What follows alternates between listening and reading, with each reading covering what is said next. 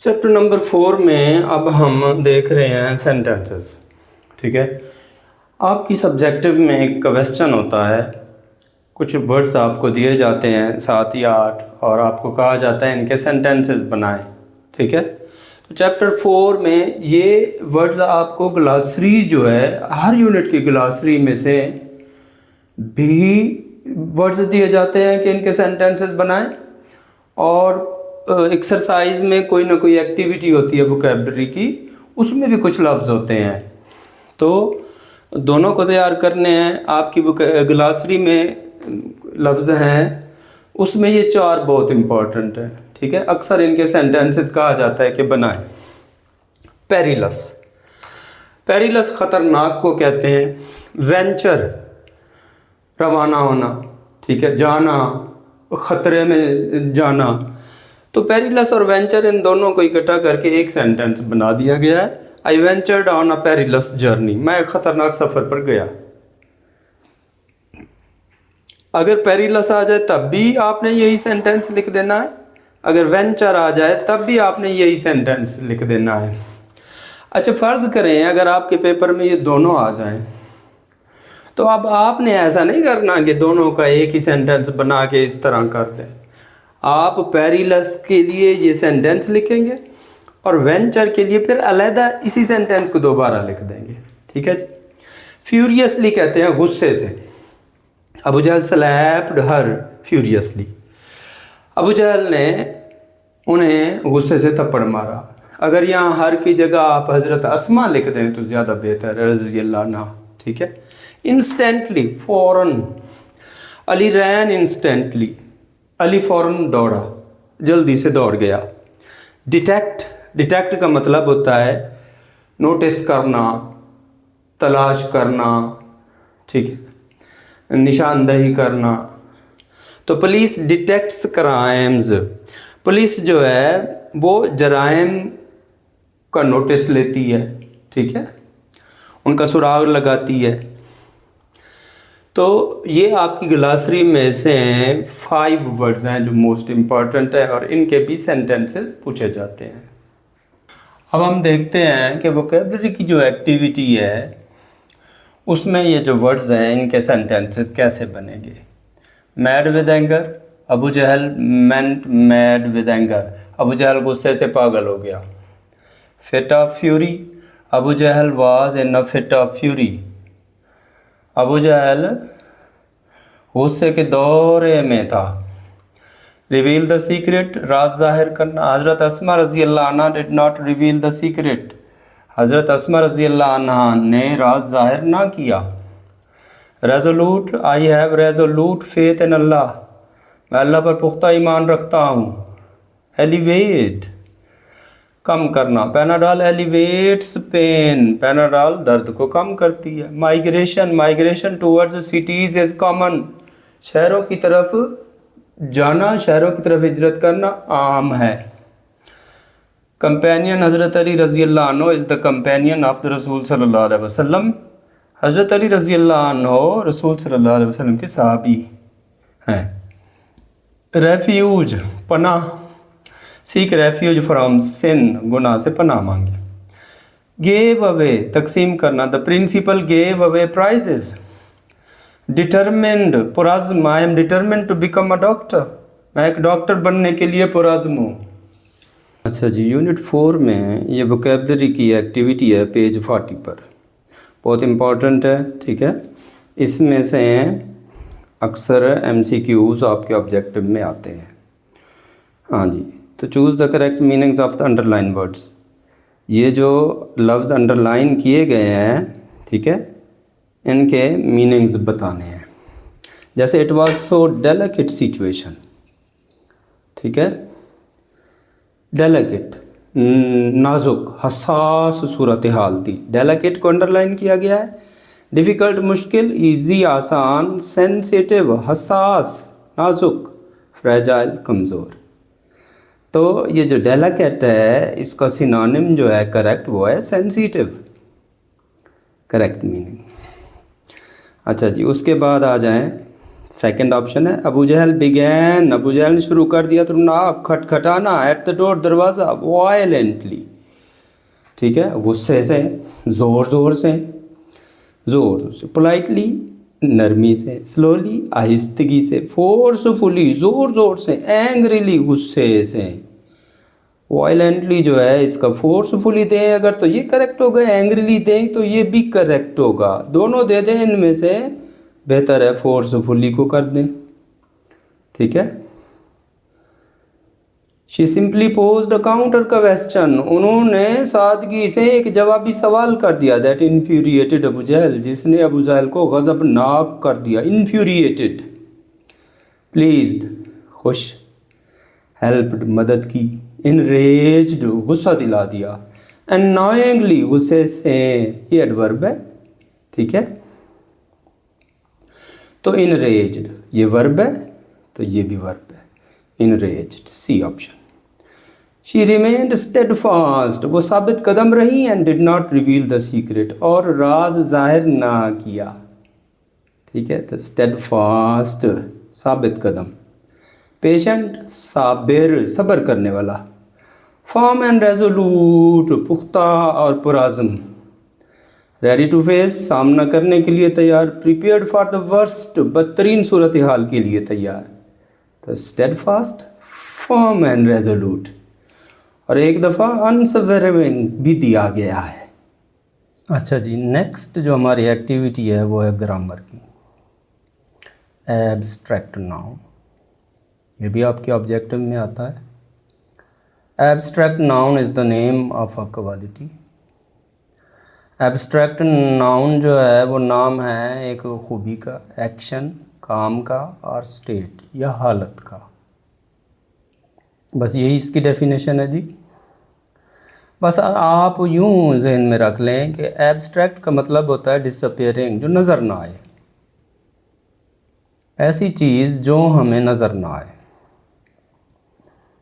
अब इसकी एग्ज़ाम्पल में देखें, she faced every calamity of life with patience and valour, उन्होंने फेस्ड सामना किया, एवरी कैलेमिटी हर आफत का, मुसीबत का, ऑफ लाइफ ज़िंदगी की, विद पेशेंस सब्र के साथ, एंड वेलर और बहादुरी से।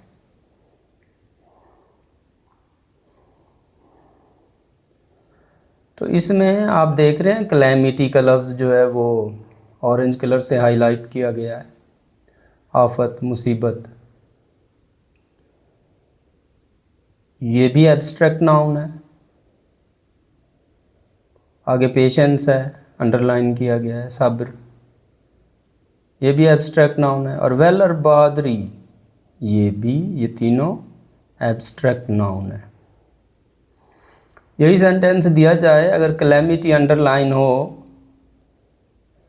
और आपको ऑप्शन दिए जाएं तो एब्स्ट्रैक्ट नाउन करेक्ट होगा, पेशेंस हो तो एब्स्ट्रैक्ट नाउन, वेलर हो तो एब्स्ट्रैक्ट नाउन। इसके अलावा आप देख रहे हैं काफ़ी सारे वर्ड्स जो हैं वो बॉल पॉइंट से लिखे गए हैं। करेज, ये भी वर्ड्स दिए गए हैं, आपके पेपर्स में आ चुके हैं। करेज, जुर्रत, हिम्मत, एब्स्ट्रैक्ट नाउन। इग्नोरेंस, जहालत। सिंपैथी, हमदर्दी। डिसिप्लिन, नज़्म ज़ब्त। डिफ़िकल्टी, मुश्किल। ब्रेवरी, बहादुरी। विजडम, अक्लमंदी। ऑनेस्टी, ईमानदारी। वैल्यू, लाइफ, मोटो, तो ये सारे भी एब्स्ट्रैक्ट नाउन है, ठीक है। जब आपको किसी सेंटेंस में 4 ऑप्शन दिए जाएं, चारों नाउन के हों, और अगर आप देखें अंडरलाइन वर्ड जो है वो नज़र नहीं आता तो वो एब्स्ट्रैक्ट नाउन होगा। अच्छा जी, अब आप देख रहे हैं कि ये रिव्यू 1 है जी, रिव्यू, दोबारा जायज़ा लेना, रिव्यू 1, यूनिट 1 to 4। अच्छा, ये बहुत इम्पॉर्टेंट होता है, ठीक है। ख़ास तौर पर जो आपके ऑब्जेक्टिव आते हैं पेपर में, बाज़ औक़ात हर 4 चैप्टर्स के बाद एक रिव्यू है। रिव्यू का मतलब होता है दोबारा जायज़ा लेना, ठीक है। तो कुछ इम्पॉर्टेंट MCQs जो हैं, जो आपके पहले 4 यूनिट्स की एक्सरसाइजेज में दिए गए हैं, वो दोबारा आपको दिए जाते हैं, ठीक है, अब हम फर्स्ट रिव्यू जो है ये बहुत इम्पोर्टेंट है, इसको देखते हैं। ठीक है जी, ये देखें जी, अब ये वोकेबलरी है। ठीक है, सिनोनिम्स हो गए, एंटोनिम्स हो गए, वोकेबलरी। अब देखें जी, choose the correct meanings of the underline words. It was so delicate situation, ये अभी हमने देखा है, यूनिट 4 में से है। नाजुक सूरत हाल थी, डिफ़िकल्ट, ईजी, सेंसिटिव, फ्रेजाइल। ठीक है, तो सी ऑप्शन सेंसिटिव जो है ये इसका ऑप्शन करेक्ट है। अच्छा जी, उसके बाद है जी सेकंड, शी रिमेन्ड स्टेडफास्ट, वो साबित कदम रही हैं, did not reveal the secret. ये भी अभी हमने यूनिट 4 की एक्सरसाइज में किया है, साबित कदम रही, फर्म एंड रेजोल्यूट। ठीक है, ए ऑप्शन। विंडिक्टिव, विंडिक्टिव जो है ये वर्ड है तो नहीं कहीं पर भी, लेकिन इन्होंने ऑप्शन दे दिया है। विंडिक्टिव का मतलब होता है इंतकाम लेने वाला, इंतकाम से भरा हुआ, मुंतकिमुल मिजाज। अब इन चार में से कौन सा इसका सिनोनिम है? डेडिकेट, वक्फ करना, रिवेंजफुल, इंतकाम से भरा हुआ, एक्सपेरिमेंट, तजर्बा, टेक्स्ट, इबारत। तो रिवेंजफुल, बी ऑप्शन जो है ये इसका आंसर है जी। फोर्थ ऑप्शन है एस्टोनिश। एस्टोनिश का मतलब होता है हैरान होना। मेक, बनाना, मिक्स, मिलाना, सेपरेट, अलहदा करना, और सरप्राइज, हैरान होना। The students are all geared up, सारे तलबा तैयार हैं। गियर्ड अप, तैयार। रेडी, तैयार। साइलेंट, खामोश। मोटिवेटेड, माइल हैं, कायल हैं। कीन, शदीद। तो रेडी, गियर्ड अप, रेडी, ये आपके थर्ड यूनिट में से लिया गया है। Their eloquence and memory found expression in their poetry. Eloquence, फसाहत व बलागत, यूनिट 1। वीक, कमज़ोर, स्ट्रांग, मजबूत, हेल्दी, सेहतमंद। फ्लुएंसी, फसाहत व बलागत, रवानी। ठीक है जी। उसके बाद है जी डिवोशन। डिवोशन मीन्स, डिवोशन का मतलब है लगन। ठीक है, वफादारी, लॉयल्टी, वफादारी। Glamorous, glamorous, dazzling. ठीक है, आँखों को शशदर कर देने वाली, आंखें झपका देने वाली। ईजी टू नो, जानने में आसान। डिफ़िकल्ट टू नो, जानने में मुश्किल। तो डिवोशन, लॉयल्टी। उसके बाद जी ग्रामर के ऑप्शन शुरू हो गए हैं। ठीक है, देखें grammar. Valour is a an. अब आपसे पूछा जा रहा है कि वेलर जो है वो है, मैंने अभी आपको बताया है, एब्स्ट्रैक्ट नाउन हमने पढ़ा था। तो मैंने आपको कहा था कि कोई लफ्ज़ दिया जाएगा और आपको 4 नाउन दिए जाएंगे। आपने देखना है कि लफ्ज़ जो है वो नज़र आता है कि नहीं नज़र आता। वेलर बहादुरी को कहते हैं, देखिए कभी बहादुरी। मटेरियल नाउन है, काउंटेबल नाउन है, गिना जा सकता है। मटेरियल, ऐसी चीज़ जिसको हम महसूस कर सकें, हाथ लगा सकें, देख सकें। एब्स्ट्रैक्ट नाउन, ना नज़र आने वाली चीज़ है। Yes, this is correct option. Uncountable, जो गिना ना जा सके। ठीक है, तो वेलर एब्स्ट्रैक्ट नाउन है। उसके बाद है जी some are born great. Some are born great, कुछ लोग अजीम पैदा होते हैं। अब सम को अंडरलाइन किया गया है। द अंडरलाइन वर्ड इज़, अब आपको 4 प्रोनाउन के ऑप्शन दिए गए हैं। ठीक है, पोजेसिव है कि क्या ये लफ्ज़ हमें मलकियत का तासुर देता है? ठीक है, नहीं। इंडेफिनिट है, क्या किसी वाज़े शख्स के बारे में बताता है? नहीं बताता। सम आर बॉर्न ग्रेट, कुछ लोग। अब बताएं सम से क्या मतलब है? कुछ मर्द, कुछ औरतें, कौन? तो चूँकि अनक्लियर बात है, इंडेफिनिट बात है, तो ये इंडेफिनिट प्रोनाउन है। फिर रिफ्लेक्सिव है, वो तो उसमें तो सेल्फ आता है या सेल्व्स आता है। और पर्सनल प्रोनाउन जो हैं वो तो आई, मी, वो, यू, दे, इस तरह के होते हैं, ठीक है। तो ये इंडेफिनिट प्रोनाउन है। उसके बाद है जी my mother will be if I get home late. मेरी वालदा एंग्जाइटी, परेशानी, नहीं सूट कर रहा। विल बी एंक्शियस, परेशान होगी, बज़ाहिर सूट कर रहा है। एंग्जाइटीज़, परेशानी की जमा, परेशानियाँ, नहीं। एंक्शसली, बेताबी से, तो यहाँ कोई वर्ब भी नहीं है तो एडवर्ब नहीं आ सकता। तो my mother will be anxious, परेशान होगी, if I get home late, anxious, ठीक है। यूनिट 1 में ये आपने पढ़ा था। Ashfaq Ahmad is a famous writer, ठीक है। तो जी फोर्थ ऑप्शन है जी Saqib is leaving Friday at noon. Saqib रवाना हो रहा है जुम्मे की दोपहर को। तो लीविंग, तो डेज और डेट्स जो होती हैं उनके लिए प्रेपोजिशन ऑन इस्तेमाल होता है, ठीक है ना। ऑन फ्राइडे, ठीक है, on Friday. We are studying English, हम इंग्लिश पढ़ रहे हैं, ठीक है। A English, an English, the English, या इनमें से कोई नहीं लगेगा, नन ऑफ दीज। हम एक इंग्लिश पढ़ रहे हैं, आ इंग्लिश, बज़ाहिर तो चूँकि इंग्लिश अलिफ से शुरू हो रहा है तो एन आना चाहिए। हम एक इंग्लिश पढ़ रहे हैं, तो क्या ये काउंटेबल नाउन है? एक इंग्लिश पढ़ रहे हैं, दो इंग्लिश पढ़ रहे हैं, तीन इंग्लिश पढ़ रहे हैं, नहीं। तो ए एन दोनों नहीं लगेंगे। We are studying the English, अब द ख़ास चीज़ों के साथ लगता है। अगर यहाँ द लगाएंगे तो आगे फिर वजाहत होनी चाहिए कि we are studying the English of 10th class. तो none of these, D option ठीक है। How cold the night is, how cold the night is, रात कितनी ठंडी है। आगे आप अलामत देख रहे हैं एक्सक्लेमेशन की, हैरत की अलामत, ठीक है। ये अलामत जो है, तो ये अलामत जो है ये एक्सक्लेमेटरी मार्क है, हैरत का इजहार कर रहा है। तो दिस इज़ एन सेंटेंस, ये एक जुमला है। असर्टिव, पॉजिटिव है, उसके आखिर में तो फुल स्टॉप होता है, नहीं। इंट्रोगेटिव, सवालिया है, आखिर में तो सवालिया निशान होना चाहिए था, ये भी नहीं है।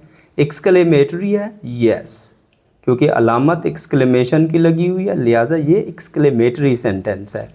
कोई भी ऐसा सेंटेंस जिसके लास्ट में इस तरह की एक अलिफ हो और नीचे फुल स्टॉप हो तो वो एक्सक्लेमेटरी सेंटेंस होता है। आगे इम्पेरेटिव का ऑप्शन है डी।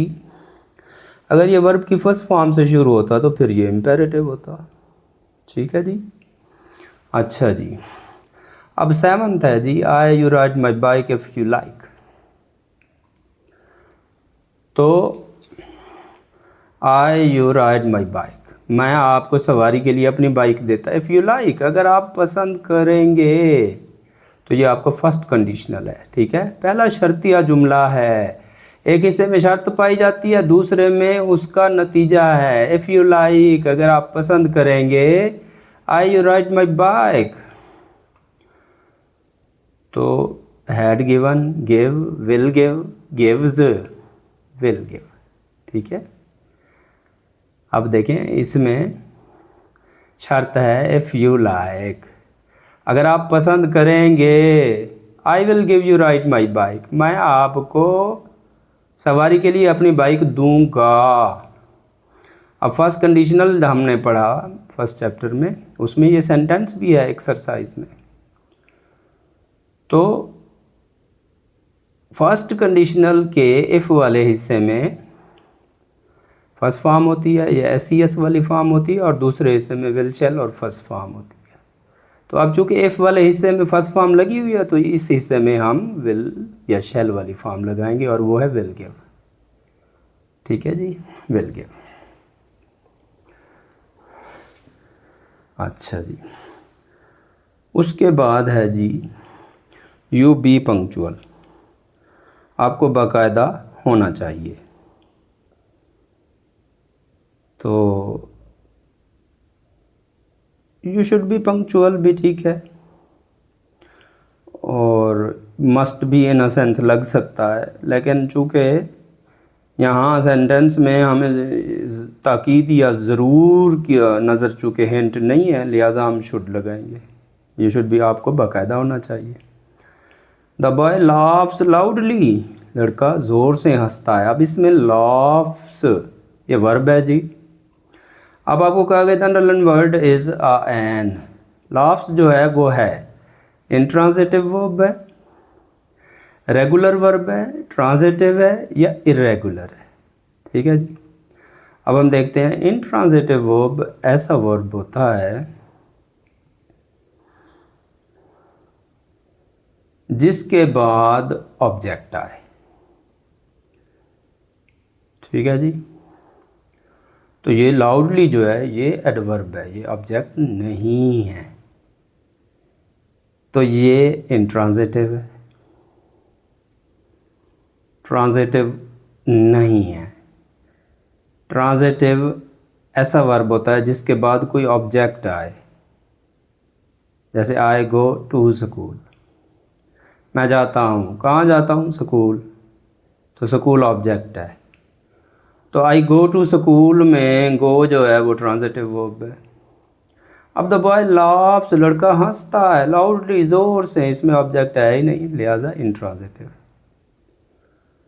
और रेगुलर इरेगुलर, इन दो में से भी एक ऑप्शन ठीक हो सकता है। देखिए रेगुलर वर्ब ऐसा वर्ब होता है जिसकी सेकंड और थर्ड फॉर्म एक जैसी हो। Laugh, laughed, laughed. ठीक है, तो ये रेगुलर वर्ब भी है। और इरेगुलर वर्ब ऐसा वर्ब होता है जिसकी सेकंड और थर्ड फॉर्म सेम ना हो, तीनों फॉर्म्स डिफरेंट हो, जैसे गो, वेंट, गॉन। तो अब इंट्रांजिटिव भी ठीक है और रेगुलर भी है, दोनों ऑप्शन ठीक है, लेकिन आपको इन दोनों में से एक दिया जाएगा।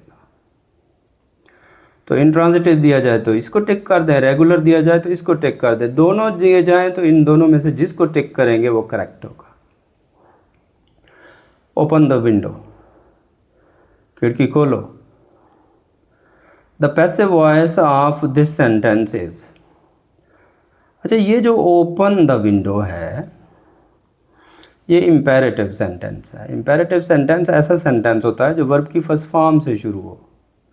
ओपन द विंडो, इसकी जब पैसिव वॉइस बनाते हैं तो सेंटेंस लेट से शुरू होता है। अब हम देख रहे हैं कि लेट से बी भी है और सी भी है, लेट।